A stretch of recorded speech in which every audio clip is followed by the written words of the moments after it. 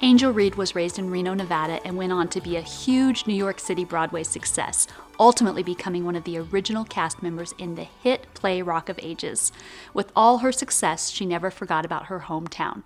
So when Angel decided to start a charitable foundation called Studio 7 Arts, which teaches arts to underprivileged children, she chose to start with the children of Northern Nevada. I started Studio 7 Arts, and I thought I need to do my first event back in my hometown. What I want to do is take the wealth of knowledge that I've learned, having been lucky enough to be in New York for the past 4 years now, and all the amazing talent that I've learned and all the friends that I've gained that are stars on Broadway and in TV. I wanted to take them because I knew that I could beg them enough for favors to come to my hometown and help do some of these creative first programs. Angel decided to gather up some of her well-known friends like Ericka Hunter and Becca Tobin to help kick off her first big event. Ericka has performed in many Broadway hits, performed as a dancer on the hit TV show Smash, and is in the process of launching her singing career. And Becca Tobin, who is also a Broadway star and was one of the cast members in the hit TV show Glee. We're going to talk about the event, but first I wanted to find out what the road to stardom was like for this amazing team of women.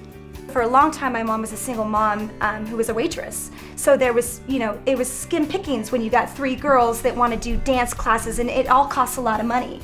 So I knew that in order to stay in my dance classes, I had to be good enough to get scholarships and to really prove to my mom that it was, worth that extra waitressing shift to pick up so that I could take these classes. And I wanted to prove to my mom that all her hard work, I get teary-eyed just thinking about my mom, because she was truly a waitress raising 3 girls on her own. I'm actually originally from Ottawa, Canada, and I grew up kind of singing and dancing there. I started dancing when I was 3. I started ballet, then kind of progressed into jazz, and then a little bit of tap. And in my teenage years, I started getting a big interest in musical theater. A bunch of the other kids I was dancing with started to sing.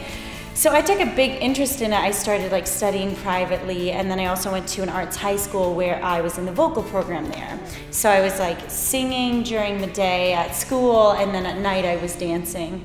And I was also really involved in the community theater that was going on in my hometown, and that's kind of where I really developed my passion for musical theater, and then it just started into a professional career.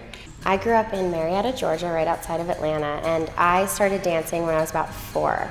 I kind of transitioned from gymnastics into ballet, and I started watching movie musicals, and I was just sold, and I was ready to do it forever.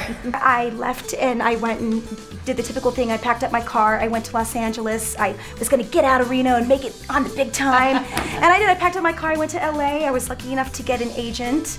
And I was very fortunate that my first job was actually a USO tour, which was overseas. We went to 6 different countries. This was actually just 6 months after 9/11. So we were touring and doing a whole show overseas. And I came back and then started my career in musical theater. I did the 2nd national tour of Saturday Night Fever. And then I did West Side Story at 5th Avenue in Seattle. And I did a production of Chicago and LA and kept going. And then eventually I was cast in the off-Broadway production of Rock of Ages. And I was lucky enough to make the move to Broadway with the cast. When I got my first Broadway show, when I moved to New York, I opened a show called Flower Drum Song. And it was kind of like that opening night where I was like, oh, I don't ever want this to end. I feel like I'm at home. I did my first professional production when I was 10. It was Annie. And after that experience, I had such an amazing time, and I found out that there's grown-ups doing it and making money and making a living, and I was dead set on going to New York as soon as I graduated high school. It's exciting because Smash is the show I've worked on NBC, and it was really exciting when that happened because it gave a lot of musical theater, Broadway people an opportunity to do what they were doing on stage on film. I also did another movie early in my career called The Music Man. It was on ABC Disney with Matthew Broderick, and that was another opportunity where it was just exciting. They're hiring musical theater dancers to be on film. It was just an opportunity that I would never pass up if it came along again. Becca Tobin was a swing on Broadway, so she wasn't even dancing every night in the cast. She was technically a vacation swing. And Ericka was also a swing in the cast, but Ericka has done a lot of Broadway shows. So the three of us became girlfriends. We were best friends, and when I had my daughter, Becca would help nanny and babysit my daughter for me. Well, Becca, I actually helped Becca with her audition for Glee. She called me up and said, hey, can you run some lines with me? I came over, we had food, whatever. I helped her run lines, I helped her with her choreography.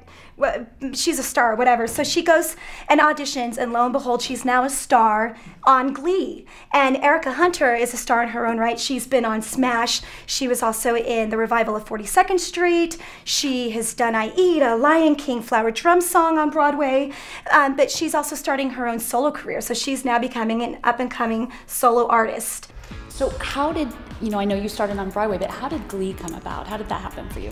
I had been doing a Broadway show for a couple of years, and I had an agent in New York, and a casting director in LA reached out and said, we're looking for a blonde high school cheerleader who sings and dances. And my agent sent me into an audition. I went on tape, and they sent my tape to LA, and it was kind of an ordeal. And then they flew me to LA for my screen test, and a couple days later I had the job. Wow. Angel understands the importance of partnering with others to make the most of her event, and in an effort to help as many underprivileged children as possible, she partnered with Kia, who owns Fascinating Rhythms Dance Studio, as well as Joseph Galata, who is the founder of SAF, Sierra Association of Foster Families. SAF is an incredible organization, and Joseph is focused on several areas, and his passion is off the hook. Focusing on their education, focusing on healthy self-identities, focusing on teaching them new ways to deal with all of the problems that they've been facing that bring them into foster care, teaching them to be creative rather than destructive. Because if you're a child that comes from an environment of abuse or abandonment and neglect, when do you learn to be creative? Education and academic success is so important to us here at SAF. So we have the country's in-home after-school tutoring program.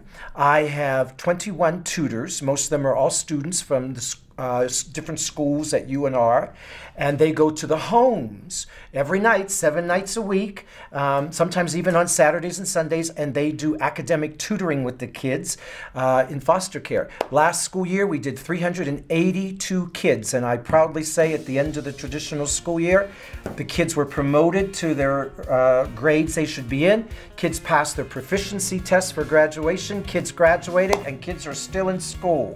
Joseph is a firm believer that his kids need access to the arts, and Angel, well, she had a great plan. So I want to bring the creative arts so you can teach these kids, because all of my former students had to memorize a mantra.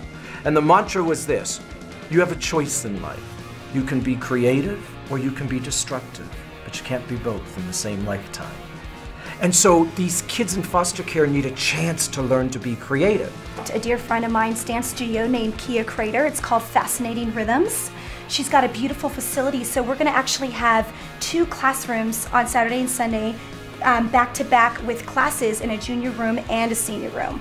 So myself and Ericka and Becca and Lauren Schmidt, who's also a native, she lives in Carson City right now and teaches dance in Tahoe and Carson. She's also going to be one of our faculty members, and we're going to be teaching classes all day in both rooms, Saturday and Sunday. We have a few disadvantaged students coming over the weekend, a few students who weren't able to pay.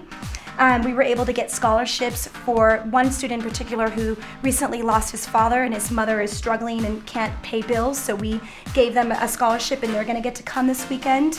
We actually have a couple of special needs students attending as well. Another friend, a lot of people in the community know Evan Gata. He's going to be there this weekend as well. And what's so great about Kia, she's the only studio in town that has a special needs class on the weekends. So her facility for Evan, who's in a wheelchair, she already has a ramp and everything accessible for anybody with special needs. So it's a very accommodating, it's perfect for what we want to do. On Saturday, we have 2 of Joseph's foster students who are going to come and actually sing for us, and they get to sing for Becca, and they get to meet Becca and Ericka and take pictures and get an autograph, and it's just going to be so wonderful for our community. Wow, a whole weekend of classes taught by those who have made it to Broadway. When the weekend arrived, we headed over there with our cameras to see how it turned out. What I thought was, I'm like, oh my gosh, this is so exciting. I get to dance with like celebrities, and I'm really excited because I really love dancing and acting. Basically just singing and dancing, and we've been dancing a lot, and we just did some singing with dancing, and it was really fun. My experience has been really great because all the teachers are really nice, and they, in case we have any questions, they would always answer and help us out step by step. It was really fun. It was really fun. I could feel like what it's like for the professionals on Glee and how much fun they had.